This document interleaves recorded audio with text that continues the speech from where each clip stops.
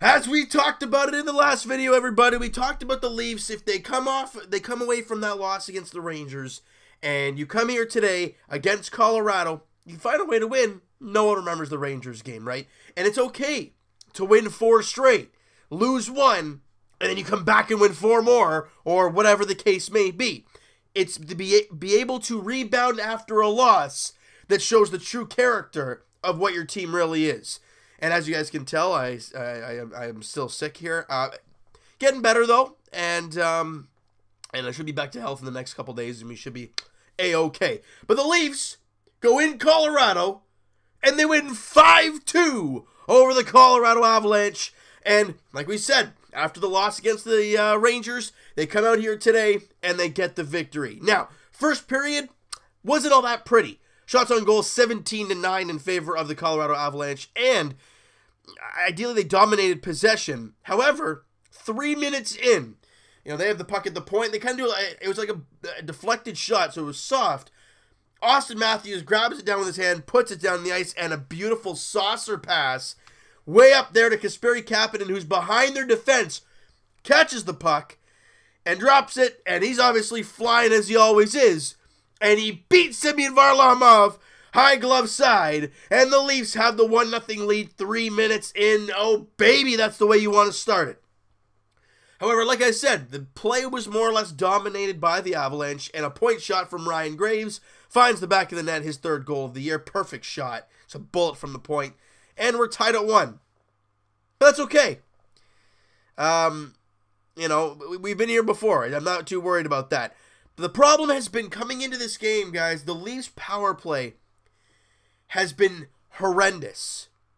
If you go back to that day against Florida where the Leafs were 3 for 3, they have the dead last power play in the National Hockey League. That's awful, especially for how much talent you have on the power play. And everyone's been screaming at Babcock to switch things up, and obviously, that needed to happen because everybody's loading up on Mitch Marner, and when he can't do anything, they try to cross him to Matthews, but it's like they got so used to that happening, everyone blocks it off, and the Leafs didn't change anything for the longest time. You saw in the Rangers game, they tried to switch things up, but obviously, since you haven't done it a whole lot, you're going to have to sort out some kinks. Today, they did the same thing that they did against the Rangers. However, it was different. Why? Mitch Marner, circling, doing his thing, right? And finds Tavares down low. Now, usually he'd either go in tight or he'd go to Kadri. Cross seam to Austin Matthews, baby. Back of the net. Austin Matthews with his 25th goal of the year on the power play. The Leafs actually score a power play goal, and the Buds are on the board here. A beautiful job by Austin Matthews to get open. Beautiful feed from Tavares. Money, and the Leafs get the lead back. It's 2-1. A minute 30 after that, Travis Dermott gets cross-checked in the head. Not sure why. 4-minute minor, or I guess double minor. Leafs go back to the power play, and I'm thinking, well, hey, can they continue the momentum? And Marner doing his thing again, trying to swoop around, figuring something out. Back to the point of Morgan Riley. Fake shot to Matthews. Matthews, usually we go in for the wrist shot. Passes it down low to John Tavares. Quick pass in front to Nazem Kadri. He buries it, his 14th of the year. Excuse me, guys. On the power play once again. And Tavares Matthews with the assist. The Leafs scoring back-to-back power plays. And we ain't even done yet. Because it was a 4-minute. We're still on the power play. Not even 30 seconds after that. Point shot, and obviously there's some scrambles in front of the net. Kasperi Kapanen finds the loose puck and rips it into the back of the net. Another power play goal. The Leafs score 3 goals in less than 2 minutes. All 3 on the power play. And the Buds just jump out all over the place. It is now a 4-1 Leafs lead. Like that. Beautiful. Just what you want to see. And we've talked about it before. You got to find a way to close out the period. And they do just that. So it's a 4-1 lead for the Leafs. They win that period 12-10 in shots. And obviously you win the period 3-0 in goals. The important part.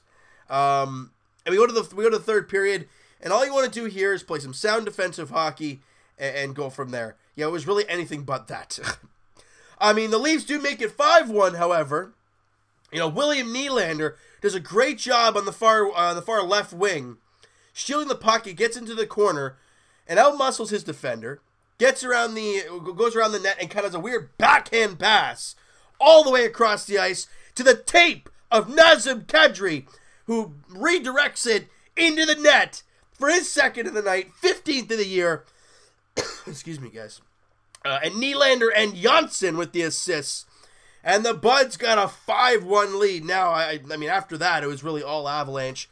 Alex Kerfoot tips in a Samuel Girard shot from the point. There's a lot of pressure on the net in that third period. Even though they only had 9 shots, a lot of pressure. A lot of pressure in that third period. But the Leafs were able to hang on to the 5-2 victory. And that is just beautiful to see. And you know what else is beautiful to see? 3 for 6 on the power play. They were 3 for 4. I had a couple power plays late and did it. Well, one was with like 10 seconds left. So if you want to go off of that, there you go. But overall, damn good hockey game. You get your power play back in order, and that's what made this team so dominant in the first few months of the year. You put the Leafs in the power play, good luck trying to stop it. Since then, it's been... Oh, well, you guys see that? Look at that. Right in the video, power went out and came back on. Yeah, if you guys are in the Toronto area, or really in the Southern Ontario area, I guess, you'll know the storm that's going through right now, and that was what happened right there. But my player of the game, as much as I'd love to give it to Kapanen, who had a couple goals, Janssen, Matthews, who had 3 points, it's Frederik Andersen. The reason I'm going to say that is the Leafs collapsed late in the game, and he was standing on his head making big save after big save. However, even in that first period, where the Leafs had nothing going offensively, yes, he allowed the point shot, but he had 17 shots against him, and they leave the period 1-1. And that set up the 3 power play goals in the second period. And so my player of the game is Frederik Andersen. Now, you guys can go elsewhere. You guys can say Austin Matthews, John Tavares, Kapanen, Kadri, whoever. But in the end, the Leafs get the victory. And after a single loss, they come back with a victory. That's the way you want to see it. All right? Excuse me. The Leafs are 35-18-3 on the year. They're 6-3-1 in their last 10. They're feeling great. I think the Buds are now, 5 points up on the Montreal Canadiens? And 3 points up in 1 point up in the Bruins, but they still have a game in hand over the Bruins. So that's a positive in itself. Because the last time the Leafs faced the Avalanche, obviously we know the whole fiasco of getting a 2-0 lead and blowing it. Also, the Jake Gardiner booing started, where that was a joke. So this is the next time we see them, you just pound them into the ground with the power play. And now that you saw what we saw today from the PP, which is really odd to say, but I said it anyways, you want to see some consistency out of it, right? The next game for the Leafs, guys, is on Thursday, as the Buds are in Vegas. Matthews, guys, you guys are of age now down there. Just keep it easy, all right? It's a 10 o'clock puck drop down there in Vegas. Frederik Andersen, Marc-Andre Fleury, the expected starters in the game there. The Vegas Golden Knights had a ridiculously terrible start to the year. They got on real hot. But as of late, they've been a little bit iffy. 4-6 in the last 10 games. They're 31-22-4. You can't take that team lightly, and they're at home in Vegas. The Buds look for their second straight victory. They look to get another road win. Obviously, that would be game, 4 of the 6-game road trip. So you got to take it one step at a time. So it's a 6-game? I think it's a 6er. Anyways, if it's any other number, guys, let me know in the comments. But you know what, guys? That is going to do it for this one. You guys enjoyed the video, and you guys enjoyed the victory there today. Smack that like button. I do appreciate that. Hit the subscribe button if you guys have not already. Comment down below, guys. What'd you think of the game today? Also, your opinion on the, I wouldn't say new and improved power play, but the newer things that they tried on the power play. Obviously, they worked, so it looked good. But also, I love that you not only have the old moves that you can sprinkle in here and there, but you also added these other ones, and it makes that power play so deadly because you can read the defense. If they're playing that pass down low to John Tavares, you go across to Matthews. They're playing Matthews, you go down low to Tavares, and you find something else. I mean, it's going to work out. I'm just hoping they can show some sort of consistency. And that's a key that we're looking for in that game against Vegas, all right? I'm going to hear what you guys have to say about this game. Who's your MVP? The video. Also, if you guys are not following the Toronto Raptors, I know I said at the beginning of the Raptor video, and I just totally forgot to say it here. Thank you guys so much for 4,000 subs. If it's just Leaf fans right here watching and you don't watch anything else, thank you guys so much for the 4,000 subs. You guys are incredible. And it baffles me to this day how we got to the 4,000. And it's a dream, really, just what it feels like. But I can't thank you guys enough for all the support. And Evan and I will talk to you guys podcast edition.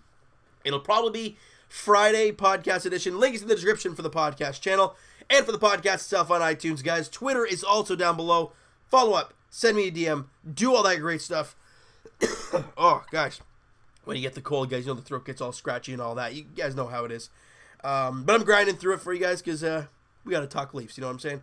All right, so the next game for the Toronto Raptors, guys, is tomorrow night. Last game before the All-Star break. Obviously, the rumors about Jeremy Lin and Markieff Morris and Ben McLemore and guys like that surfacing around the Toronto Raptors. Probably all that'll be cleared up by the All-Star break being over and in the informal second half of the year. But the last game before that whole spiel starts, the Raptors are at home taking on the Washington Wizards. It's 7:30 tip-off there tomorrow night at Scotiabank Arena. And as for the Leafs, guys, like we said, they take on the Vegas Golden Knights Thursday, 10 p.m. puck drop.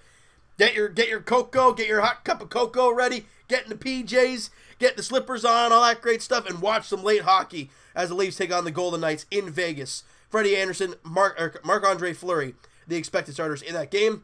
Hope you guys enjoyed this video. We'll talk to you guys then.